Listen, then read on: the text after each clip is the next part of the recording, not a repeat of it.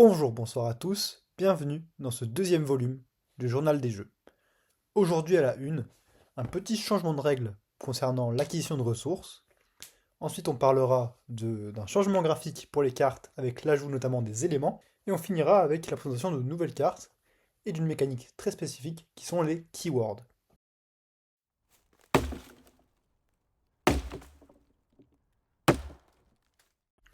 Bon, le sujet principal de ce journal des jeux, c'est un changement de règle pour les ressources. Actuellement, la règle quant à l'obtention des ressources est la suivante. Au début de la phase de préparation, un joueur lance un dé pour déterminer le nombre de tours. Si le résultat est 1, 2 ou 3, un joueur lance un dé 6 et chaque joueur gagne autant de ressources. Si le résultat est 4 ou 5, un joueur lance 2 dés 6, et si le résultat est 6, un joueur lance 3 dés 6. Ce principe est intéressant car si on veut simuler une bataille, les ressources sont très variables dans le temps, et on a quand même avec cette mécanique un côté équitable car les deux joueurs gagnent le même nombre de ressources. C'est important avec cette mécanique de faire dépendre le nombre de dés de ressources avec le nombre de tours effectués, afin d'éviter une situation où il n'y a qu'un seul tour et où un joueur met toutes les invocations de sa main, ce qui peut potentiellement lui faire gagner la partie en un seul tour. Cependant, on manque d'un élément de progression. Avec ce principe, on n'a pas l'impression de prendre des décisions importantes plus tard. Contrairement par exemple à Magic, où placer des terrains est nécessaire pour progresser. Mais on peut pas vraiment implémenter la mécanique de Magic, parce que dans Arca on a besoin de mettre beaucoup d'invocations assez vite dans le jeu, donc ça serait un peu trop lent.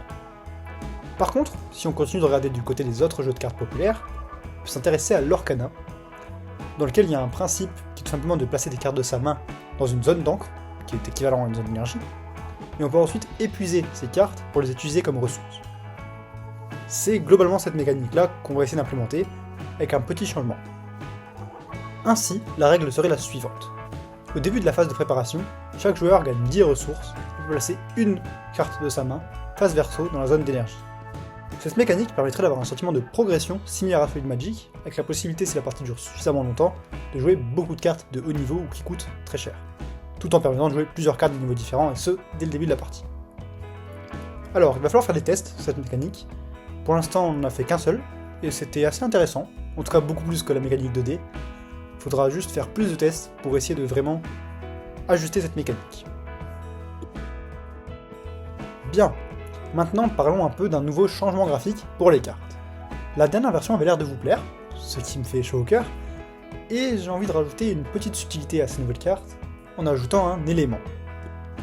Pour l'instant, ce changement est purement graphique, mais à l'avenir, il y aura peut-être une influence sur la manière de jouer les différents decks de Arca.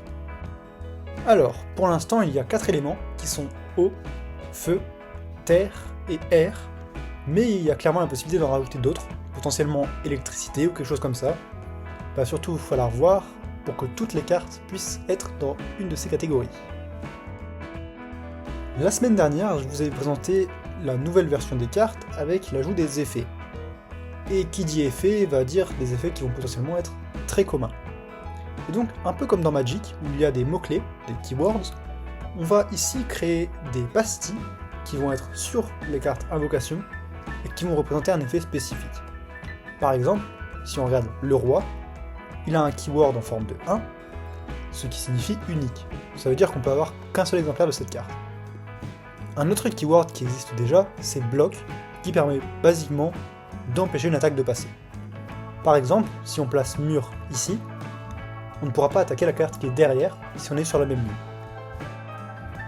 Bien, pour finir ce journal des jeux, j'aimerais vous présenter une nouvelle carte qui utilise un keyword, et cette carte c'est Hilbert. Hilbert, c'est un poisson spatial, et vous le voyez, il y a un keyword qui est représenté par une flèche en forme d'éclair. Ce keyword n'a pas encore de nom malheureusement, mais ça viendra. Et l'effet de ce keyword est très simple, c'est que une invocation qui le possède peut être invoquée durant la phase d'action. Ça paraît anodin, mais si vous vous rappelez des règles, il est normalement impossible d'invoquer des invocations pendant la phase d'action. Ainsi, avec Hilbert, il est possible de complètement surprendre l'adversaire pour profiter d'une faille dans sa défense. Bon, voilà, c'est à peu près tout pour ce journal des jeux. J'espère que ça vous aura un peu intéressé. On se revoit d'ici 2 semaines avec la présentation d'un nouvel archétype. Vous avez pu voter sur la chaîne, et si ce n'est pas encore fait, allez voir dans l'onglet communauté, il y a un sondage. Et je présenterai donc le nouvel archétype. J'espère que vous continuerez à me suivre dans cette aventure, Si c'est le cas, n'hésitez pas à vous abonner, à activer la cloche et à laisser un commentaire.